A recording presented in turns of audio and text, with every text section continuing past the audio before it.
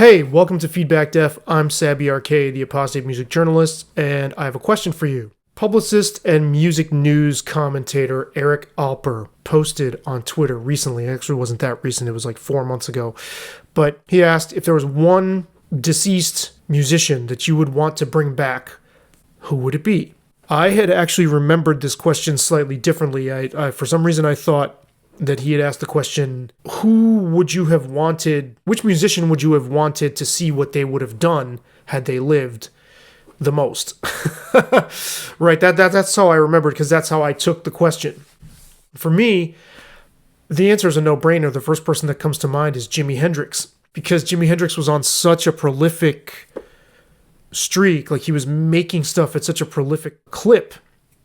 That's like, man, what would he have done? What would he have explored? Like, what ground would he have covered, and what would he have turned into had he still been alive for years and years after his death, which was just seemed so premature, considering how revolutionary his impact on the guitar was. I mean, there basically is not another person who has like blasted our minds and redefined what guitar is more than Jimi Hendrix. You could say Eddie Van Halen, but I mean, man, Jimi Hendrix just made it sound like such an alien, like what is that sound even, right? If you go to allmusic.com's page, Jimi Hendrix page, AllMusic contributor Richie Unterberger writes this, which I totally agree with.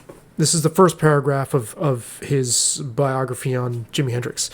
In his brief 4-year reign as a superstar, Jimi Hendrix expanded the vocabulary of the electric rock guitar more than anyone before or since. Hendrix was a master at coaxing all manner of unforeseen sonics from his instrument, often with innovative amplification experiments that produced astral quality feedback and roaring distortion. This is the part I wanted to get to. His frequent hurricane blasts of noise and dazzling showmanship, he could and would play behind his back and with his teeth and set his guitar on fire, have sometimes obscured his considerable gifts as a songwriter, singer, and master of a gamut of blues, R&B, and rock styles. I completely agree with that. And like the new direction he was going in right before he died, it just makes me wonder, what else would this guy have done? What other ground would he have covered? How much would he have continued to evolve? How much would he have stayed on top of like new forms? How much would he have kept pushing the boundaries and continuing to go for this edge, right, of like into the unknown? We'll never know, and it's really, really unfortunate. That's the one person I feel like, man, that was just too soon. It sucks that we never got to hear. I mean, it's awesome that we got to hear as much as we did, my God. But I have so much curiosity, like active curiosity about that. Or, would Hendrix's creativity at some point have kind of run out and kind of leveled off, and would he have started to imitate himself, or would he be resistant to, trying new things? I kind of like to think that he would have been like a Miles Davis type, like always hungry for new horizons. But we'll never know, right? Another person we'll never know about, who's always my number 2 when I think of, this is more just out of curiosity. What would Kurt Cobain have done had he lived? It seems pretty obvious that Nirvana would have broken up not long after they released In Utero. I'm sure there would have been lots of offers to get them back together. My guess is he would have done like a singer-songwriter type of thing. He would have tried acoustic records. He would have worked with other people. But, he was a fountain of songs. And how would his songwriting have matured? And again, would he have also sort of turned into a self-parody, or would he have become like a Jay Mascis or a Doug Marsh from Built to Spill type, where, those guys, like, they have their thing, right? They've got their own musical language, but they manage to keep it fresh. And it's not like they're breaking new ground all the time. But when you hear a record by Built to Spill or Jay Mascis / Dinosaur Jr., you are getting like a fresh version of that recipe that's already familiar. And I wonder, there's no reason to think Kurt Cobain would have run out of songs.